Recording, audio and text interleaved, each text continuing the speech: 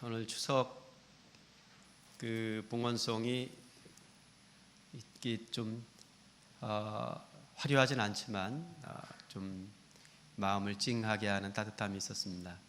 우리 시연이 도원이 같이 나오니까 제가 어떻게 하다가 우리 정민영 정교사님 이렇게 모습을 지켜봤는데 몹시 부러워하시는 손주들이 다 미국에 있어서 이게 보시기가 어려운, 또 우리 오늘 한명자 우리 돌아가신 우리 강용진 집사님께서요, 살아생전에 당신 살아생전 가장 하고 싶었던 일 중에 하나가 가족들이 봉헌송 한번 해보는 것이었어요. 어머니 그렇죠? 4대가 나와서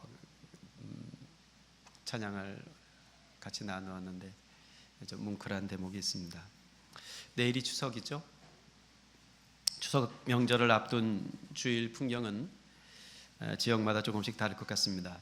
저희는 서울에 있으니까요, 서울의 추석 주일은 좀 한산한 편이죠. 오늘은 역대급으로 환산한 것 같습니다. 우리 찬양한 친구들 누구죠? 성인 형제랑 가람자매마저 어디 갔으면 송재 혼자 베이스 하면서 이렇게 찬양할 뻔했습니다.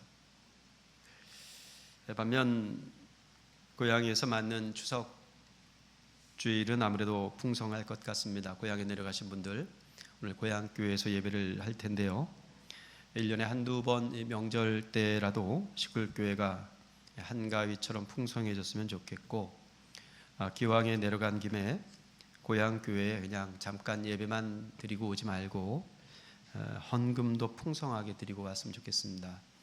오늘 못 가시면, 이거 전주에 설교를 했어야 되는데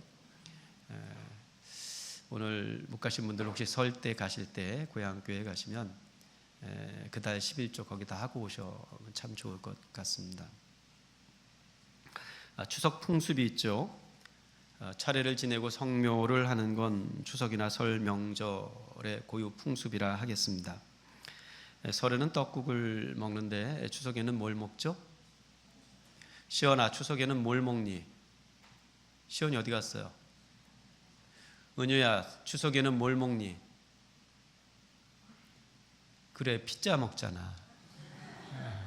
추석에도 먹고 설에도 먹고 그냥 추석에는 햅쌀밥을 먹고 또 송편을 빚어 먹습니다. 제가 서울에 올라와 보니까 서울에서는 토란국을 추석에 먹더군요. 그런 풍습이 있어요. 추석 전통놀이에는 어떤 게 있을까? 자료를 찾아보니까 씨름, 줄다리기, 소싸움, 연날리기 이런 게 추석에 하는 놀이라는데 이게 추석놀이였구나 싶은 게 왠지 낯설기 짝이 없습니다. 추석에 한 번도 이런 놀이를 해본 적이 없는 것 같아요. 추석에 소싸움 해본 적 있으세요? 이런 놀이를 해본 적이 없는 것 같아서 낯섭니다. 추석 전통놀이 중에는 강강술래 놀이라는 게 있습니다. 인터넷에 강강술래를 입력했더니 음식점만 주르륵 올라오더라고요. 강강술래 음식점만. 나무위키의 설명을 빌리자면 강강술래는 추석날 보름달 아래에서 하는 대한민국의 전통 민속놀이로 중요 무형문화재 8호랍니다. 추석날 보름달 아래에서 여러 명의 사람들이 원형을 그리면서 손을 잡고 노래를 부르며 함께 도는 놀이, 누군가가 매기는 소리를 하면 나머지 사람들이 강강술래하고 받는 소리를 하는 그런 놀이입니다. 이를테면 이렇게 하는 놀이예요. 영상을 좀 보겠습니다. 오늘 영상을 몇 개를 볼 거예요. 우리 아이들도, 근데 오늘 아이들이 별로 없네요. 아이들만 고향에 갔나요? 네. 영상 하나 보겠습니다. 강강술래 강강술래 뛰어보세 뛰어보세 강강술래 읍진읍진 뛰어보세 강강술래 높은 나장. 네, 여기까지만 보죠. 키지 마세요. 영상으로 본 장면은 이게 놀이가 아니라 공연 같아 보이죠. 어른들이 한복 입고 무대에서 놀이를 펼쳐 보였기 때문일 겁니다. 그래서 다른 영상을 하나 더 볼 겁니다. 이 영상에는 아이들이 평상복을 입고 강강술래 놀이를 합니다. 보죠.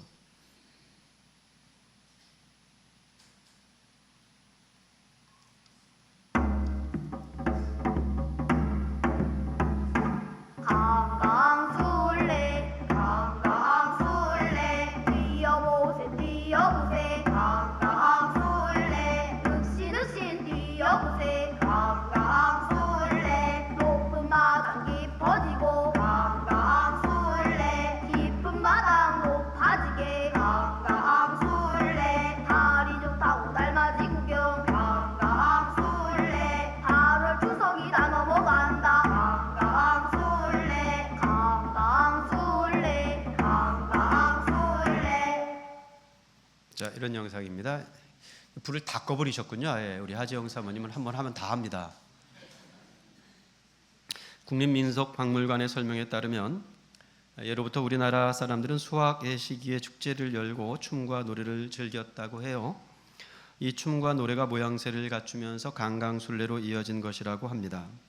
주로 추석날 밤에 하는 강강술래는 한 해 농사의 수확을 고마워하면서 보름달 아래서 즐기는 민속놀이랍니다.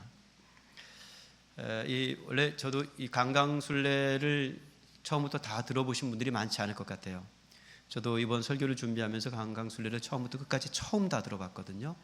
이 강강술래가 뭐 이렇게 놀이 하나만 있는 것이 아니고 여러 놀이들이 이렇게 이어지는 그런 놀이더군요. 이를테면 남생이 놀이, 고사리 꺾기, 청어 엮기, 기와 밟기, 꼬리 따기, 덕성머리, 문지기 놀이, 뭐 이런 놀이들이 계속 이어지는 그런 강강술래입니다. 오늘 영상으로 본 장면은 강강술래 놀이를 시작하는 부분인데요. 시작하는 이 노래 첫 부분에 이런 노랫말이 있습니다. 높은 마당 깊어지고 깊은 마당 높아지게. 다시 한번 읽어드릴게요. 높은 마당 깊어지고, 낮아진다는 얘기죠. 높은 마당이 낮아지고 깊은 마당, 낮은 마당은 높아지게. 이게 강강술래 놀이의 첫 대목입니다. 추석에 맞는 주일, 오늘은 높은 마당 깊어지고 깊은 마당 높아지는 주님의 말씀을 좀 같이 살펴보려고 합니다. 우리가 예배 때마다 고백하는 주기도문의 한 구절에 이런 기도가 있어요. 우리 혜민자매가 이제 출애굽기 읽고 난 다음에 마태복음 6장에서 읽은 본문이죠. 오늘 우리에게 일용할 양식을 주옵소서.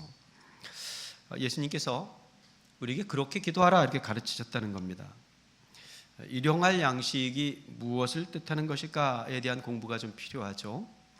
우리말 그대로 풀자면 그냥 그날 그냥 그 하루에 쓸 양식, 그날에 필요한 양식 이렇게 이해할 수 있습니다. 그런데 그게 단지 그날에 필요한 양식에 그치지 않고 그 뜻이 우리의 생존에 필요한 그날의 양식 혹은 다음 날 혹은 다가올 또 다른 날들에 필요한 생존에 필요한 양식 이렇게 이해할 수도 있습니다. 오늘 살펴 읽은 본문은 일용할 양식과 관련한 이 출애굽기의 긴 본문이었습니다. 출애굽한 이스라엘 백성들에게 가장 시급한 문제, 그게 양식이었기 때문이죠. 이스라엘 자손이 엘림을 떠나서 엘림과 시내산 사이에 있는 신광야에 이르렀습니다. 그때가 출애굽한 지 이미 2달 반이 되었을 때였습니다. 2달 반 동안 광야에서 먹을거리를 해결한다는 건 쉬운 일이 아니었을 겁니다. 애굽에서 가지고 나온 음식들이 얼마나 있었는지 모르겠습니다만 그 바닥이 났을 거고요. 천막치고 이동하는 유랑 생활이다가 보니 이게 뭐 돌아다니는 생활 아닙니까? 그러다 보니까 곡식을 재배해서 또 양식을 자급자족할 수도 없었을 겁니다. 하루하루 날을 더해가면서 먹는 문제는 더 절실해졌겠죠. 그렇지만 척박한 광야를 떠돌면서 이 절실한 문제, 먹는 문제, 일용할 양식을 해결한다는 게 쉬운 일이 아니었습니다. 그렇게 2달 반을 지나서 신광야에 이르렀을 때 이스라엘 백성들은 모세와 아론을 원망하기 시작합니다. 어떤 원망입니까? 차라리 애굽의 고깃가마 곁에 앉아서 고기, 떡이나 실컷 먹다가 죽는 게 더 나았을 텐데 여기 이 광야로 뛰쳐나와 굶어 죽게 되었다고 원망하고 있는 겁니다. 그때 하나님께서 모세에게 말씀하시죠. 내가 하늘 양식을 비같이 내릴 것이니 백성들이 나가서 일용할 것을 날마다 거둘 거라고 말입니다. 만나와 메추라기를 두고 하신 말씀이죠. 이후 하나님께서는 아침에는 만나로 저녁에는 메추라기로 그들의 양식을 공급하셨습니다. 근데 한 가지 규칙이 있었죠. 각 사람이 먹을 만큼만 거두라는 것이 규칙이었습니다. 거둔 양식을 아침까지 남겨두지 말라는 겁니다. 왜 그렇습니까? 매일매일 일용할 것을 날마다 공급하실 것이기 때문이었습니다. 욕심 부릴 필요가 없고 쌓아놓을 이유가 없습니다. 그게 일용할 양식입니다. 그런데 그 중에 꼭 말 안 듣는 사람들이 있죠. 욕심은 많은데 믿음은 적은 사람들, 이런 사람들이 주로 말을 안 듣습니다. 어떤 사람들이라고요? 욕심 많은데 믿음이 적은 사람들, 이런 사람들이 잘 말을 안 듣습니다. 그런 사람들이 끼어 있어서 많이 가져다가 아침까지 양식을 남겨두기도 했습니다. 어떻게 되었을까요? 가져다 쌓아둔 양식이 하루 저녁 만에 다 썩어버렸습니다. 벌레가 생기고 냄새가 나서 못 먹을 음식이 된 겁니다. 그날 필요한 하루 분량의 양식을 거두어 가는 게 하나님의 규칙이었는데, 그날 필요한 양보다 더 가져가서 쌓아두면 그게 재산이 되지 않고 그게 양식이 되지 않고 썩어버릴 쓰레기가 되어버립니다. 쌓아놓으면 그것으로 두둑해지는 것이 아니라 종량제 봉투값만 더 나가게 되는 겁니다. 그게 출애굽기 16장에 나타난 만나와 메추라기 사건의 요약입니다. 자, 만약 우리가 출애굽한, 그래서 2달 반 동안 광야를 돌아다닌 출애굽 1세대라면 애굽을 떠나 2달 반이 지날 때쯤 그 광야에서 어떤 반응을 보였을까요? 우리는 성경을 읽으면서 이렇게 상대와 대상화해 놓고 성경을 읽을 때가 참 많아서 우리가 그 자리로 옮겨가 보면 우리도 크게 다르지 않을 거라, 이런 결론에 이르게 되죠. 모세의 말만 믿고 따라 나섰습니다. 애굽을 탈출하면 나가자마자 뭐 좀 근사한 세상이 펼쳐질 줄 알고 따라 나왔습니다. 근데 아무것도 없습니다. 젖과 꿀이 흐르는 땅은 고사하고 끝도 없는 광야의 메마른 땅을 하염없이 떠돌아다녀야 했습니다. 뭔 생각이 들었을까요? 하나님 고맙습니다. 오늘 여러분들이 올려드린 추석 감사의 제목들처럼 고마움의 기도가 저절로 나왔을까요? 아니면 툭 원망이 터져 나왔을까요? 제가 생각기로는, 그리고 제 자신을 비추어 보자면 감사보다 원망이 터져 나오기 쉬웠을 것 같습니다. 어쩌면 그게 더 자연스럽지 않습니까? 그러면 생각을 좀 해봐야 할 것 같습니다. 원망하자고 출애굽한 건 아닙니다. 우리가 원망하자고 예수 믿은 건 아니죠. 원망하자고 교회 나오는 건 아닐 겁니다. 출애굽은 감사와 영광의 사건이었습니다. 그런데 왜 원망이 이어졌을까요? 내가 원하는 시간, 내가 원하는 장소에 내가 원하는 것이 이루어지지 않았기 때문입니다. 그럴 때 우리는 하나님을 거짓말쟁이 하나님, 힘없는 하나님, 혹은 나쁜 하나님, 이렇게 오해하기도 합니다. 그렇습니다. 그건 오해죠. 하나님은 거짓말쟁이가 아니고 힘없는 분도 아니며 더구나 하나님은 나쁜 하나님이 아닙니다. 우리가 여기서 주목해야 할 것은 하나님께서 이스라엘과 함께 저 황량한 광야로 따라 나오셨다는 것, 여기에 좀 주목해 봐야 할 대목이죠. 그래야 오해를 풀 수가 있습니다. 하나님께서 풀 한 폭이 없는 광야로 따라 나오셨습니다. 뭐하러 하늘의 하나님께서 그 광야까지 따라 나오셨을까요? 하늘의 하나님이 굳이 저 풀 한 폭이 없는 광야로 따라 나오신 이유는 당신의 백성들과 함께 하시기 위함이었습니다. 광야는 목적지가 아니죠. 광야는 약속하신 땅으로 향하는 과정입니다. 그런데 이 두 가지, 이 목적과 과정이 실은 나뉠 수가 없습니다. 우리는 목적에 천착해서 과정을 소홀히 할 때가 참 많습니다. 과정에 소홀하면 목적이 큰 의미가 없습니다. 우리말 중에 고쳐 써야 할 대표적인 문장 하나가 뭐로 가도 서울만 가면 된다는 겁니다. 이건 틀림없이 고쳐 써야 하는 문장입니다. 서울을 못 가더라도 뭐로 가면 안 된다, 이렇게 고쳐 써야 돼요. 이스라엘 백성들이 약속하신 땅 가나안에 기어이 들어갔죠. 광야를 지나서 목적을 이루었습니다. 그런데 목적을 이룬 가나안 땅에서 그들은 목적에 합당한 삶을 살지는 않았습니다. 그들이 이룬 목적의 땅 가나안은 그래서 또다시 광야가 되었습니다. 여러분, 서울 살고 싶어서 서울에 올라오셨는지 모르겠습니다만 서울 산다고 다 행복합니까? 서울살이가 얼마나 팍팍합니까? 서울 사는 게 목적이어서 서울 올라와서 살았는데 서울 와서 살아보니까 행복하지 않아요. 뭐하러 서울 올라온 겁니까? 목적과 과정이 조화를 이루어야 합니다. 꼭 기억해야 할 말이죠. 여러분, 가나안이 광야가 될 수 있습니다. 거꾸로 광야도 가나안이 될 수 있습니다. 출애굽기 16장은 그걸 말씀하시려는 겁니다. 광야에서 원망하는 백성들에게 하나님께서 하늘 양식을 비같이 내리겠다고 약속하셨습니다. 하늘 양식을 비같이 내리겠다 하시는 건 그냥 양식 쏟아 부으시겠다 뭐 그런 말씀이죠, 사실은. 그런데 그 양식 쏟아 부으시겠다는 이 말씀이 광야에서 호텔 뷔페 차려 아주 뭐 산의 진미의 식탁을 차려내시겠다 이런 뜻은 아니라는 걸 좀 기억하셔야 합니다. 광야에서 비를 내리겠다, 비같이 내리겠다는 것은 광야에서 비는 생명이지 사치가 아닙니다. 그래서 하나님께서 하늘 양식을 비같이 내리겠다 하는 말씀 뒤로 이렇게 덧붙여 말씀하십니다.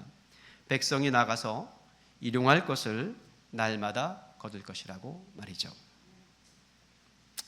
광야는 때마다 새로운 음식을 맛볼 수 있는 맛집 투어가 아닙니다.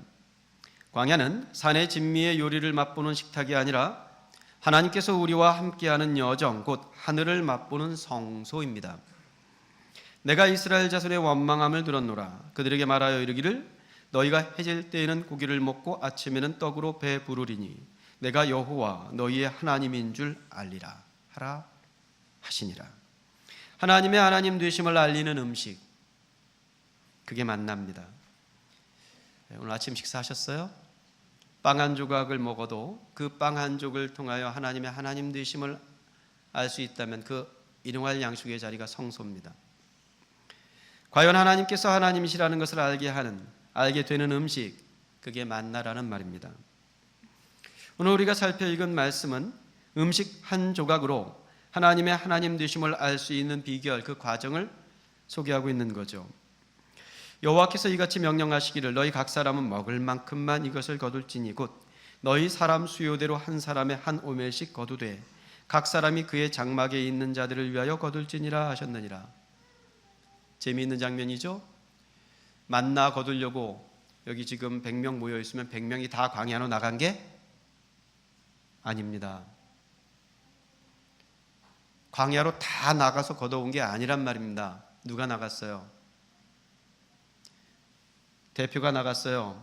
한 집안에 6식구 살아요. 그러면 가장이 나가서 6몫을 가지고 온 겁니다. 죄에 나간 게 아니고. 이스라엘 자손이 그같이 하였더니 그 거둔 것이 많기도 하고 적기도 하나 오멜로 되어 본즉 많이 거둔 자도 남음이 없고 적게 거둔 자도 부족함이 없이 각 사람은 먹을 만큼만 거두었더라. 이후 하나님께서 이 만나를 항아리에 담아서 너희 대대로 간수하라 하고 명령하셨습니다. 이는 내가 너희를 애굽 땅에서 인도하여 낼 때에 광야에서 너희에게 먹인 양식을 그들에게 후손들에게 보이기 위함이라는 것이죠. 추석 아침이어서 똑같은 원고를 가지고 왔습니다만 똑같은 분량이어도 길게 하면 안 될 것 같아서 좀 굉장히 말이 빠르죠? 그래도 알아듣시겠죠? 예. 그래서 잠깐 좀 쉬어가겠습니다. 제가 여러 번 여러분들에게 소개해 준 시입니다. 그리고 제가 뭐 창에다도 한 2번 적은 것 같고요. 고용민이라는 시인이 있는데요. 제가 그분의 시를 참 좋아합니다. 미리 그분이 쓴 시 중에 공손한 손이라는 시를 참 좋아해요. 몇 번 들어보셨으니까 기억이 언뜻 날 겁니다. 그거 다시 한번 들어보죠.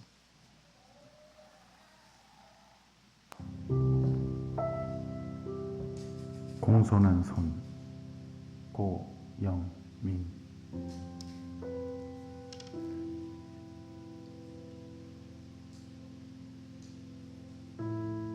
한겨울 어느 날 점심 먹으러 식당에 들어갔다.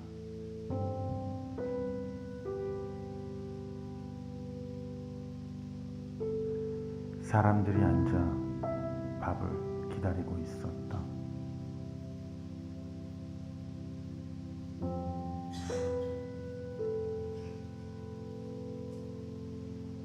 밥이 나오자 누가 먼저랄 것도 없이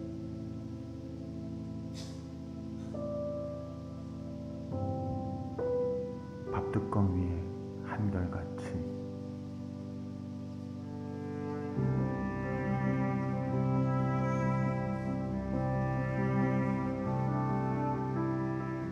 공손히 손부터 올려놓았다.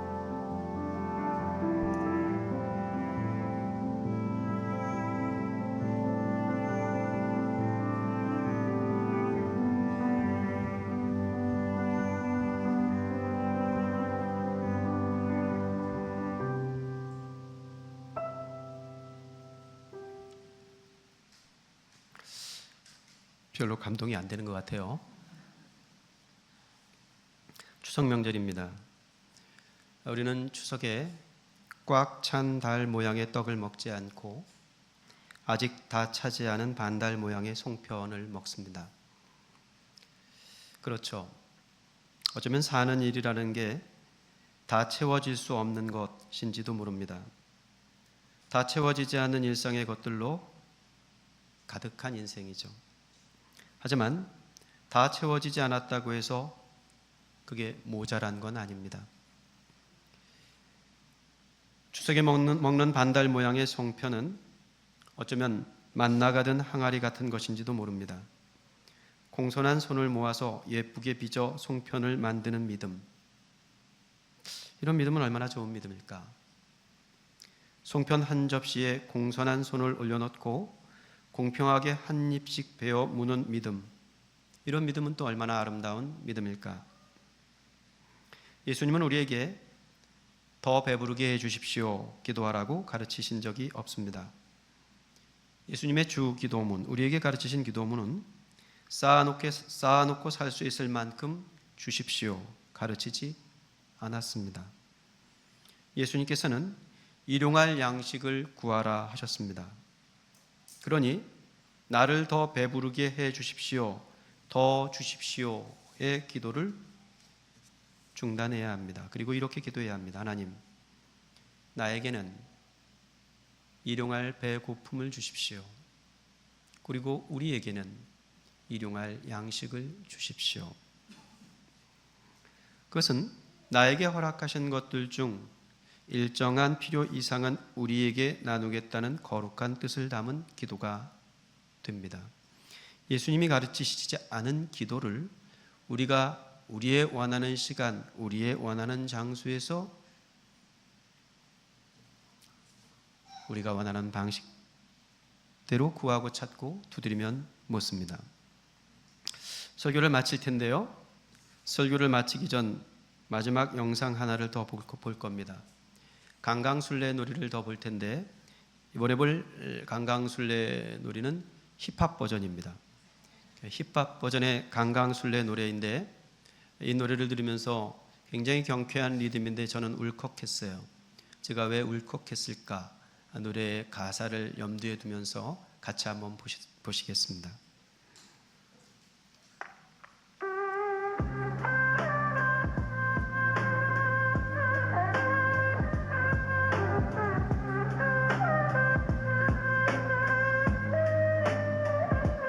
달바람이 불어와 내 맘을 흔들어 달빛이 스며들어 어둠 속을 밝혀줘 옛날 할머니들이 손잡고 돌던 그 자리 지금은 내가 서서 혼자만의 춤을 춰 피리 소리가 멀리서 날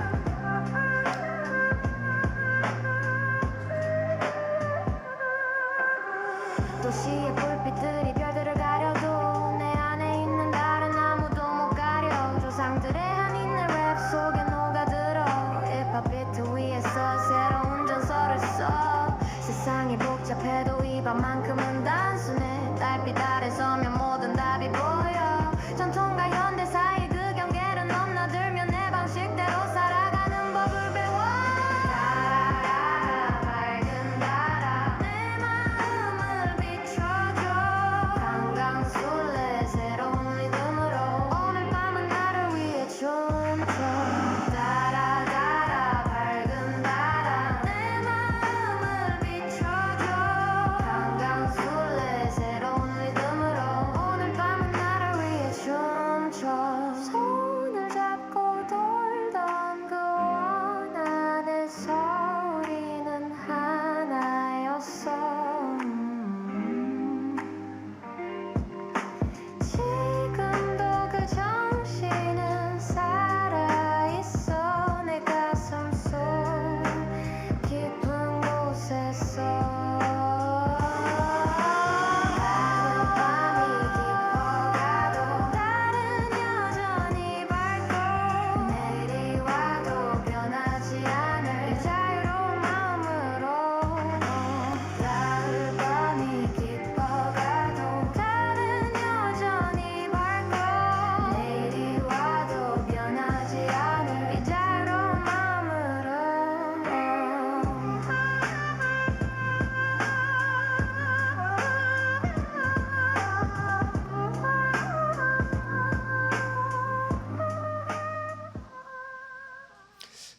힙합으로 듣는 강강수월래도 괜찮죠? 네. 앞서 말씀드린 대로 어쩐지 이 경쾌한 리듬에 제 마음이 시큰거렸습니다. 아마도 우리를 잃어버리고 나로 살아야 하는 이 땅의 젊음들의 외로움이 비춰졌기 때문일 겁니다. 어제와 오늘이 만나서 내일을 이어가는 달빛 아래 어느 한 세상에 대한 동경 때문인지도 모르겠습니다. 달아 달아 밝은 달아 내 마음을 비춰줘. 강강술래 리듬으로 오늘 밤은 나를 위해 춤춰. 외로움을 벗어야 괴로움도 벗습니다. 손을 잡고 돌던 그 원 안에서 우리는 하나였다는 어느 힙합 소녀의 추억과 되새김이 어쩐지 하늘나라 풍경 그 한 조각을 그리워하는 것 같아서 마음이 시큰하고 또 눈물이 고입니다. 우리는 하나님께서 다스리시는 세상 곧 하나님 나라를 삽니다. 하나님의 나라는 하늘로부터 내리시는 양식을 공손한 손을 얹어 받아 먹는 나라입니다. 공손한 손으로 하늘을 떠받쳐 먹는 한 끼 식사를 나 혼자 다 먹지 않고 함께 나누어 공평한 밥을 먹는 나라입니다. 명절은 모든 사람들의 명절이어야 합니다. 그렇게 공손한 손으로 공평한 밥을 나누어 먹으면 광야도 가나안이 되는 명절이 됩니다. 그렇게 먹는 밥이 거룩한 밥이고 그것이 성찬 주의 만찬입니다. 공평한 밥을 먹고 공평한 밥 먹는 세상을 이루기 위해서 다시 공손한 손을 모으자고 우리가 오늘 여기에 앉아 있습니다. 높은 마당이 깊어지고 깊은 마당이 높아지게 강강술래 노래를 부르며 다시 우리를 부르신 부름의 자리로 향할 수 있는 복된 믿음의 사람들이 될 수 있기를 축복합니다. 기도하겠습니다. 하나님 아버지,